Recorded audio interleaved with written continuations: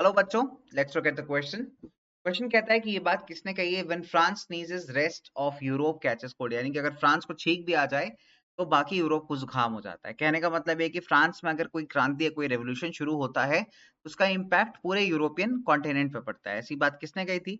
ऐसी बात कही थी आपके ऑस्ट्रिया के जो ड्यूक मेटर्निस थे, उन्होंने। ठीक है, तो ड्यूक मेटर्निस के वर्ड्स हैं कि अगर फ्रांस को जुकाम भी हो जाए, फ्रांस को छींक भी आ जाए तो जुकाम पूरे यूरोप को हो जाता है। ठीक है, तो option number B is the correct answer. I hope you got the question. Stay tuned and keep learning.